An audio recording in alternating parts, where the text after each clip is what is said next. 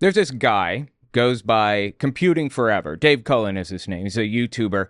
He's got like hundreds of thousands of subbies. I don't remember how many exactly, but he was extremely influential in the anti-SJW movement. Now, if you don't know what anti-SJWs are, it was the anti-woke crowd of like 2014 to 2017, give or take. It was all over YouTube. And I fell down that rabbit hole, personally. I believed the anti-woke nonsense at the time. I finally pulled myself out of it, but Dave Cullen never did. He's still there. And it's even worse than I ever was, like by a mile and a half. So I just went and looked at his videos just out of curiosity, because it's been a while, you know. And he made some wild claims. First of all, he claims that the European Union banned gendered phrases, including movie quotes. They banned it. It's complete nonsense, of course, but, you know, he can claim whatever he wants with absolutely no, like, accountability or whatever. So I want to talk about it. I want to be that accountability by revealing the nonsense that he lays down. He also talks about Blazing Saddles. And I don't know if you guys know that movie, but it was done by Mel Brooks. He's got to be, 99 now or something. He was in World War II, fought Nazis in World War II. He's a Jewish guy. He's made phenomenally good movies. He is an icon, this guy is. In his movie Blazing Saddles, he said the N-word. Well, not him, but, you know, people in the movie said the N-word so many times. It's not even countable, probably. I don't know, like 50, 100 times or something.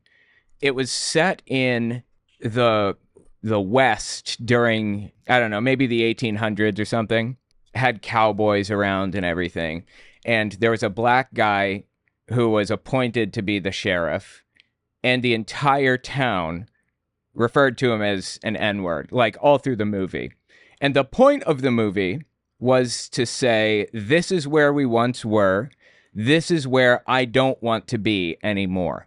So just listen to his video about this, about Blazing Saddles, and see how he just completely warps this out of proportion. It's a very sorry state of affairs when comedy genius Mel Brooks has to admit that his classic film Blazing Saddles could never be made today, and sadly he's right.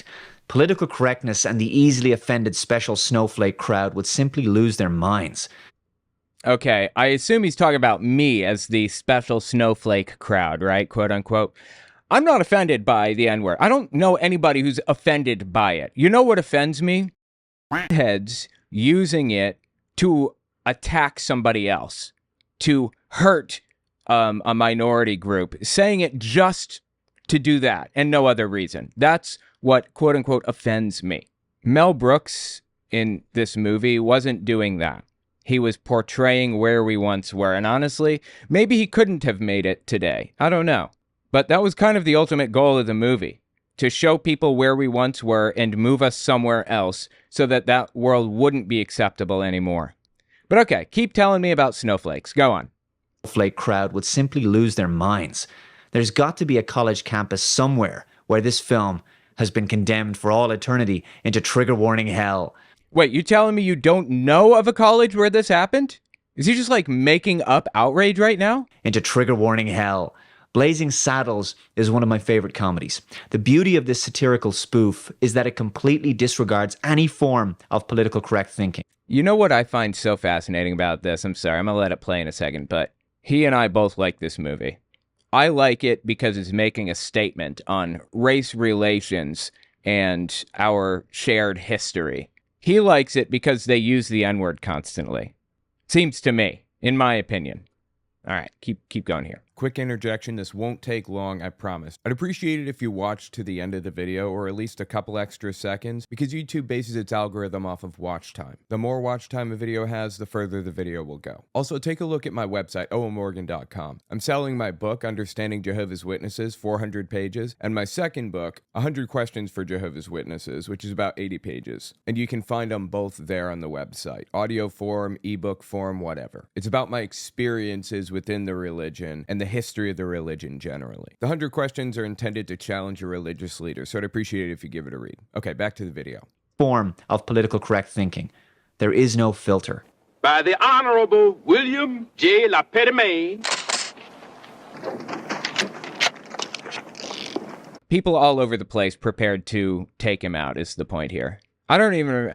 I think they wanted to destroy the town because they wanted to run like a railroad through the town, but they couldn't until everybody was out or until it was destroyed or whatever. So they appointed a black sheriff to destroy it. Or basically they thought he'd be so incompetent that it would just go to ruins and everybody would leave or whatever. That's why they did that. Assumed the duties of the office of sheriff in and for the township of Rockridge. Yeah, he turned out to be like a really good sheriff in the end and like saved the town from the railroad company. To pay heed to this good book and what it has to say.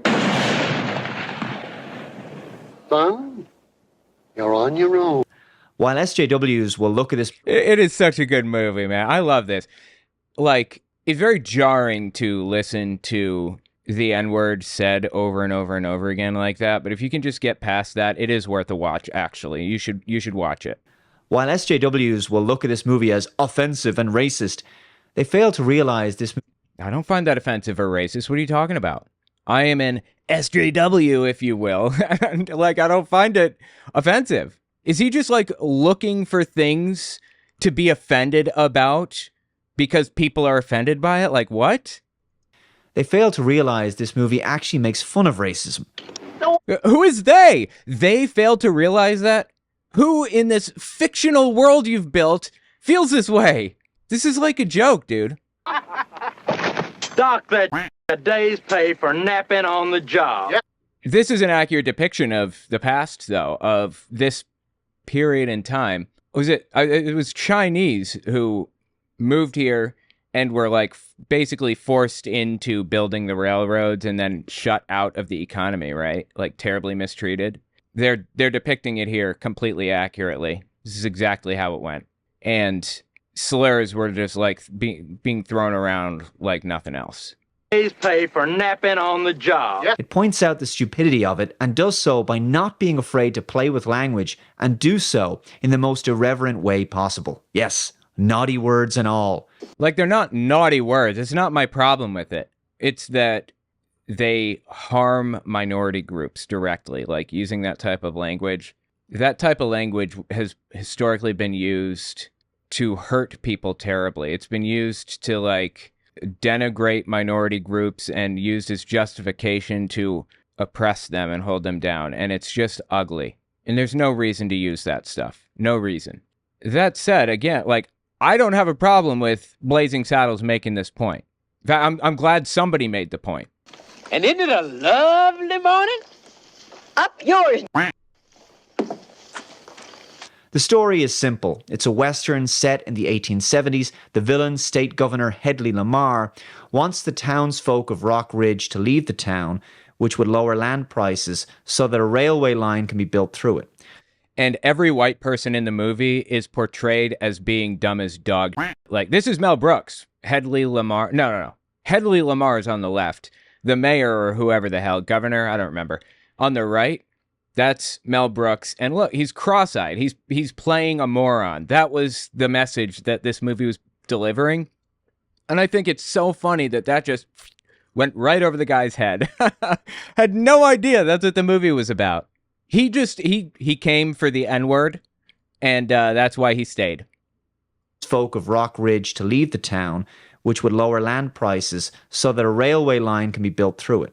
So he sends a gang of thugs to kill off the sheriff and generally cause mayhem. Later, the people demand a new sheriff be sent, so the governor, played by Mel Brooks, sends Bart, a black railroad worker who's due to be hanged soon.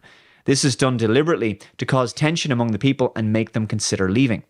However, Bart gradually wins the people over as sheriff with the help of his sidekick, the Waco Kid, played brilliantly by Gene Wilder. Absolutely. God, I miss this movie. I should watch this again.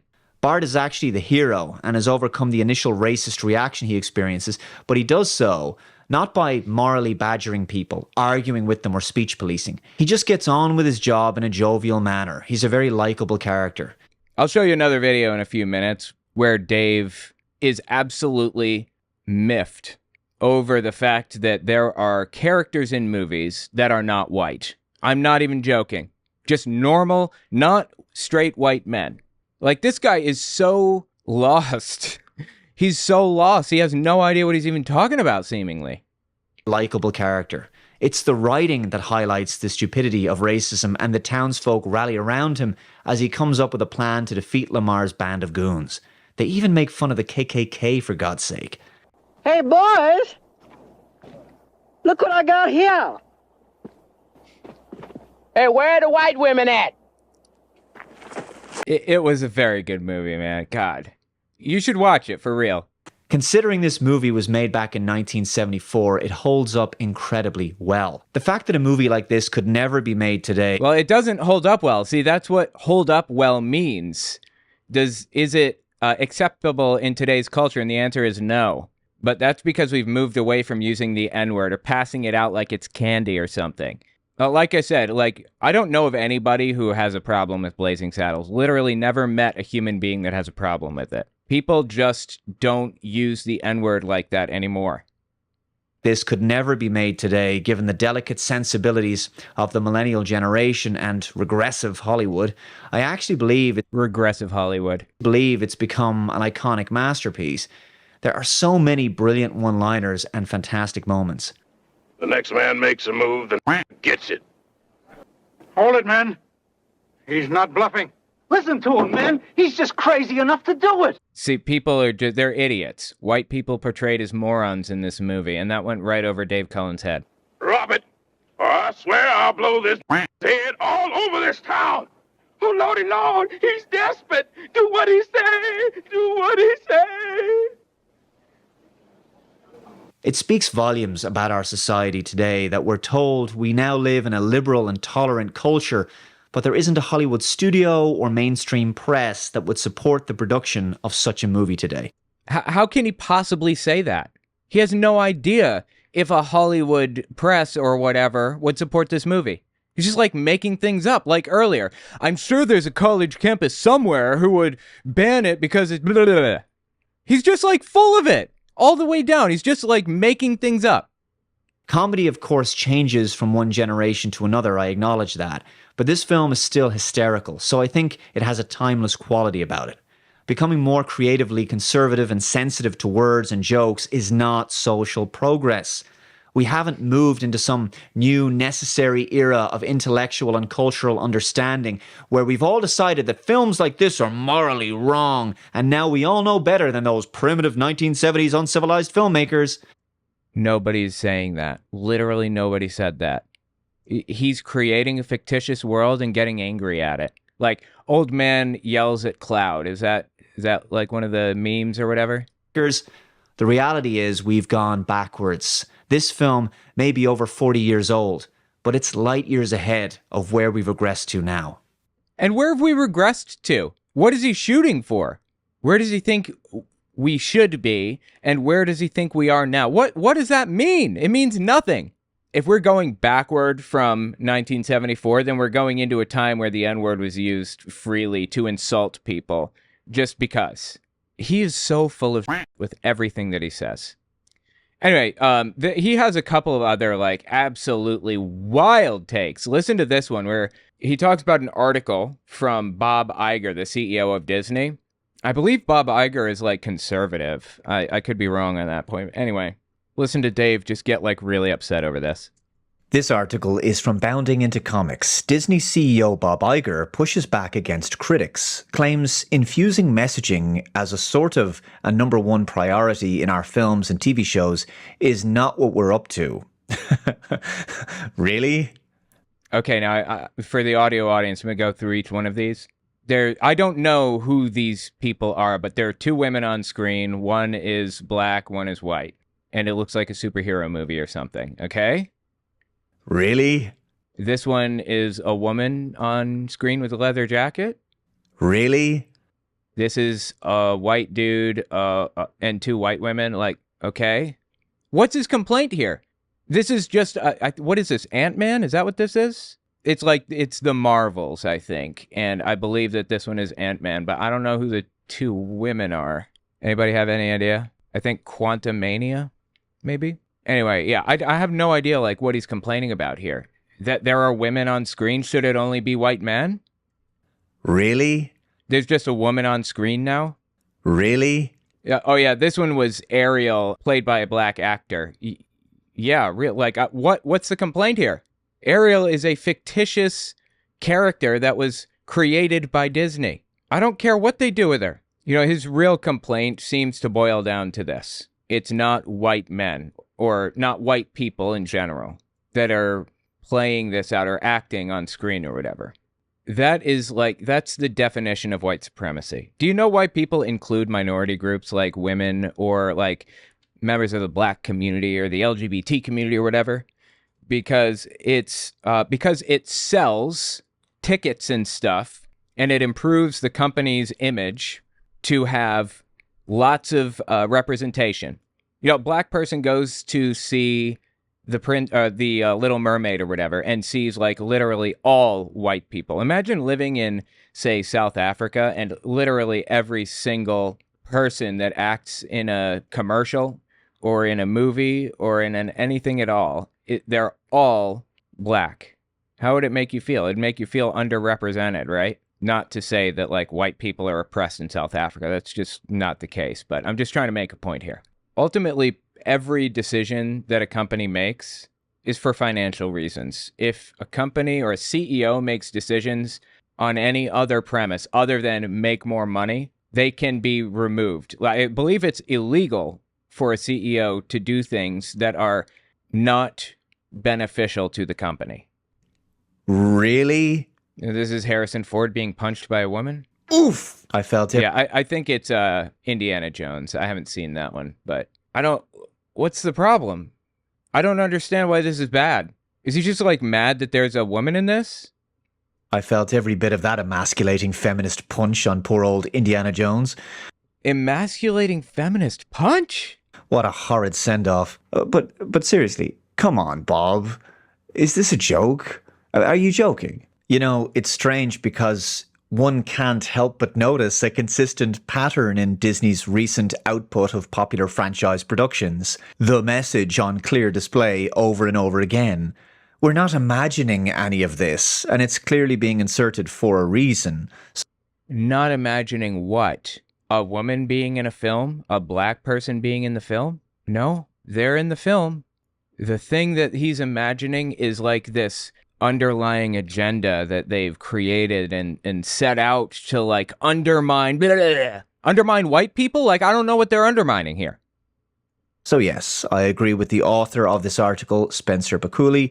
It feels like textbook gaslighting. The article goes on to say, Iger offered his take on the House of Mouse's current output during an April 4th interview given to CNBC's David Faber, following the company's victory in denying investor Nelson Peltz and former Disney CFO Jay Rasulo a pair of seats on their board of directors. Later in the article, it says, further pressed by Faber as to his thoughts on both Musk and Peltz's respective anti-woke campaigns, Iger affirmed, people have been coming after me and the company for years, and it's just I don't get distracted by those things. Met with the pushback from his host, but the woke thing has had more of an impact. I mean, you've said to me that you would love to be just out of the culture wars. Do you feel like you're succeeding in that? Iger then declared, well, I think yes. I mean, I think the noise has sort of quieted down. I've been preaching this for a long time. Look, here's the thing about the culture war stuff. Disney is not doing anything that's like out of the ordinary or crazy in, SJW territory or whatever. People just are like Dave Cullen here, don't want any representation at all. And unfortunately for Dave Cullen, that just doesn't sell. Members of the black community will not feel compelled to see a movie if they can't like place themselves in that movie in some way. Gay people will be more compelled to see a movie or to whatever if they see themselves in that place. It's capitalism. He's getting pissed off about capitalism because it's not upholding white supremacy. That's what's happening. Seriously, that's what this is about. The company before I left and since I came back that our number one goal is to entertain, said Iger. I think, but the term woke is thrown around rather liberally. No pun intended in that regard. I think a lot of people don't even understand really what it means. The bottom line is that infusing messaging as a sort of a number one priority in our films and TV shows is not what we're up to. Obviously, if that was what Disney was up to, they could do a way better job at quote-unquote infusing, what did it say? Infusing messaging as a sort of number one priority. No, it'd be obvious if that's what was happening. Like Bud Light and Dylan Mulvaney. Bud Light is not infusing pro-trans messaging in their advertising campaign or whatever. Target is not giving pro-LGBT messaging. They're trying to sell to a demographic of people. This dude just lives in La La Land. Not what we're up to. Even if I believed that, which obviously I don't, there appears Obviously, it'd be stupid to not believe that, right? There appears to be a direct correlation between the increase in woke and the decline in the quality and entertainment value of a property. There's a correlation between the two. So the more woke a company is, the less entertaining it is. Okay? The more it attempts to drive home the message, the less entertaining it becomes. The more bland, soulless, and off-putting it ends up being. I mean, clearly the political messaging has been a massive priority for Disney, given that it not only inserts it in some form in almost all of its productions, but it has inserted woke at the expense of box office profitability time. No, that's just false. It has not inserted... All right, let me tell you something. There's a movie called Black Christmas, I think is what it's called. And I believe it's like a remake of an older movie. And I went to see that with my wife like years ago in theaters. And it was entertaining as hell. I had a really good time, but it was bad. It was a bad movie because very obviously over the top. Like they kept talking about how these girls were feminists and they were fighting for blah, blah, blah. You know, it was just terrible. It was very obviously pushing a message like way harder than it needed to be. Having women in a role is not woke messaging. Having a black person in a role is not woke messaging. It's just having these people be represented in the film to sell more tickets. Complaints about Black Christmas, I could understand. Complaints about like The Little Mermaid, give me a break. You know, I'm curious. Hang on, let me see. Did he talk about Black Christmas? He couldn't not have talked about it, right? No, wow. I don't think he did. Nope, he didn't. Wow, I'm surprised. Anyway, keep listening here. Time and time again, woke has been to the detriment of the financial success of several films now, and yet they keep doing it. If that doesn't suggest it's a major priority to them, I don't know what does. But as I've said before, the spell has been broken when it comes to woke. It's far easier now to call it out, since it's become so unpopular and intrusive even to the average Joe and Jane cinema goer. We're at a point now where woke is no longer immune from criticism. People know it's being forced into popular culture. Wokeness is now like the emperor being called out for having no clothes. Again, when he says woke, him personally, he means people that aren't white in movies. Personally, I find all of this pretty hilarious, actually. I recommend grabbing the popcorn and watching the whole thing slowly collapse. Anyway, that's a short one for you today, guys. Yeah, okay, that's the end of his video. I think this one came out in April 7th, 2024. One more clip from this guy I want to talk about. He's got this video titled, Where No Man Has Gone Before, man in all caps. And the premise of this whole outrage that he's got going on here is the EU banned gendered language. You're not allowed to say actress anymore because actor is just, gender inclusive. Like everybody can be an actor. You're not allowed to say no man has gone before. You have to say no one has gone before. He presents this as though it's real and not like a fabrication in his own head. I researched this heavily. I wanted to know if this is true, so I'll tell you the whole situation in a second. So by now, you've probably heard about this article from thesun.co.uk called What the Trek? EU Chiefs Target Ban on Gendered Phrases, including... The Sun is absolutely terrible, should never be trusted. You should find a better source than that. Called What the Trek? EU Chiefs Target Ban on Gendered Phrases, including iconic movie quotes. And the article is actually referencing this document. It's called Toolkit on Gender-Sensitive Communication, a resource for policymakers, legislators, media, and anyone else with an interest in making their communication more inclusive. Now, the document is actually from 2019, so I'm not sure why this is being brought up now at this point, but the reason I wanted... Yeah, this video that he made came out January 2024. To discuss it was because William Shatner replied to this article on X, so I thought it might be interesting to talk about. But there's a portion of it that specifically relates to Star Trek, because... There is not a portion of this document that specifically relates to Star Trek, but okay, go on. If you go to page 54, you can see here it says examples of situations where women may be subject to invisibility or omission and alternatives to use. And under gender examples, you can see down here, to boldly go where no man has gone before, and that has a red X beside it. Solution, remove the gendered noun, use no one. And the alternatives are to boldly go where no one has gone before. I'm sorry. Okay, before he continues on, I just want to mention Star Trek changed that a long time ago. They've been saying no one has gone before since like 1991 or something, since The Next Generation. But here's the real question. Is this document real? Did they ban gender-inclusive language? And I'm saying that because, I'm sorry, did they ban non-inclusive language? I'm saying that because you can search for it, EU ban gendered language, and it pops up a billion articles here. EU calls for gendered language to be scrapped. EU calls for gendered language to be banned. This is on the Daily Mail. GB News, this is a European, I think it's Great Britain news, I could be wrong.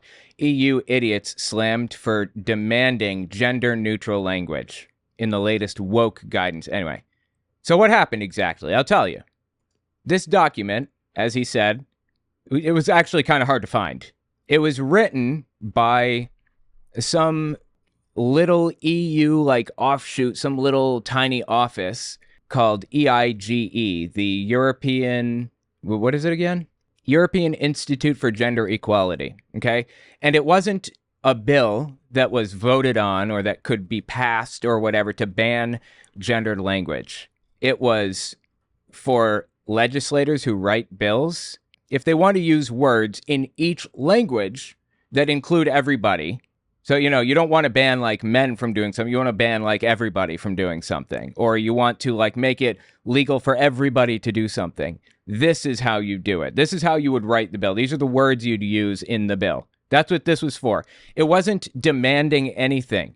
It was just laying out like it's a style guide, a description of how to structure things to include everybody. That's it. And this guy, and others, of course, claim that it's a bill to ban gendered language. They gave a kind of a hyperbolic example of not something that should be banned from TV, but something that you would use in bills instead of no man has gone before. Like if you're writing a bill that said no man has gone before, you'd change that to no one. This is an insane propagandistic fake news video. I haven't seen something this bad in a while. He has to know, right? He must know that he's completely full of it here. I don't know how he couldn't. And it's so sad that William Shatner fell for that. Like, what? They didn't mention Star Trek. They were just using an example of something to put in bills or whatever. Are you kidding me? I'm guessing all these articles are right-wing. Yes, they are all right-wing. I should have mentioned that. Thank you for bringing that up. Every website that I just mentioned was all like right-wing nutcases, like far-right extremists. No legitimate news website. I'm talking Reuters, BBC, AP News, or any of those independent or whatever. None of them wrote an article like this on this document or whatever, because it's nonsense. I'm sorry. Have you not seen Star Trek The Next Generation from 1987? Anyway, let's get into the sun.co.uk article. Yeah, he's acting like he got a W. Bro, nobody said it should be banned from Star Trek. What the Trek?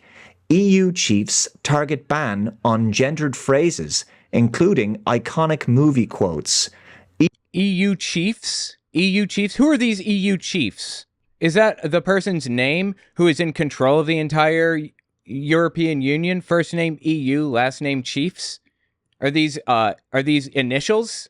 Like, is his first name Eustace or something? Eustace? This is weasel words. He's just making this up. Well, I guess the son or whatever is just making this up. EU chiefs did not do this. On gendered phrases, including iconic movie quotes. EU chiefs want to ban gendered phrases, such as the classic Star Trek line, to boldly go where no man has gone before. Nobody wants to ban that line. The bureaucrats say no man should be replaced by no one. So it appears that our friendly bureaucrats at the European Union would like to once again police our speech and rid us of all that toxic gendered language. Except nobody wants to do that. Once again, this is just like made up.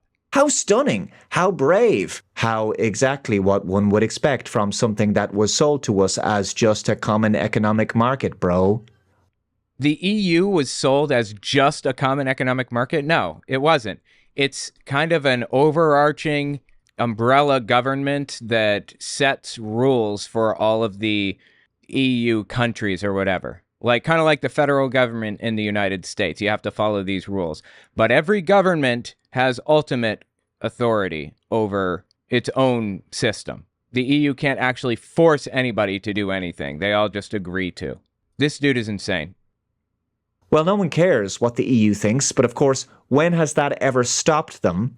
The Orwellian speech policing of modern liberal progress, folks. Like, look at this. I'm sorry if you're on the audio audience, but look at this dude's image of him, like this drawn image of him being completely full of himself. Just like he got a W and you just took a huge L. It's so stupid. And you know the sad part about this? In the future, when some other thing happens with the EU, that even if it's fake news, which I'm comfortable saying this was fake news, but the next piece of fake news that comes out of, the far right, who wants to accuse the EU of like policing speech, it's going to be that much more believable now because this one was circulated so heavily. Get a grip on reality. Anyway, yeah, tell me what you think about this in the comments. It's just like embarrassing, man. Cade the Squirrel, at least we got some good news finally. A huge left-wing sweep in the UK and France. Even my home, Cornwall, which is notoriously conservative area, is now fully left-wing controlled. Good. 100%. Fantastic news for the left. Fantastic news for the fight against fascism and authoritarianism. The worse a democracy is doing, generally the higher turnout there is in that democracy. So Germany, leading up to World War II, I think their last election had 80% turnout. That's like every voting age person practically, because they could see the democracy like falling basically at the time. And when lots of people turn out, usually it works in favor of reason and rationality. You know, the origins of the terms left and right came from the French Revolution, I think in 1789 or something. And to the left were people who were in favor of the revolution, and to the right were people who were in favor of like an authoritarian dictatorship, basically. People who are in favor of dictatorships tend to idealize the past and create like this mythical history where, things were so great before all of this progress was made. Things are so great in the 1950s. Make America great again. When in reality, that past that they keep calling back to was fake. That never existed. America, when was America great? When do you want to go back to? The 50s? That's when the black community was segregated from the white community, right? And the N-word is just being passed out like it's candy. You don't want to, nobody wants to go back to that time actually, but they idealize it on the right. And on the left, when a revolution takes place, usually it's so distasteful to the members of that government or whatever, they'll even start a new system, a new dating system, because they don't want to remember any of it. So they'll start at year 0. That's happened all through the world with revolutions and stuff. So anyway, the point is that the left has always been in favor of like democracy. and the right has always been in favor of authoritarianism. Just about. That's what the words or like meant to mean originally.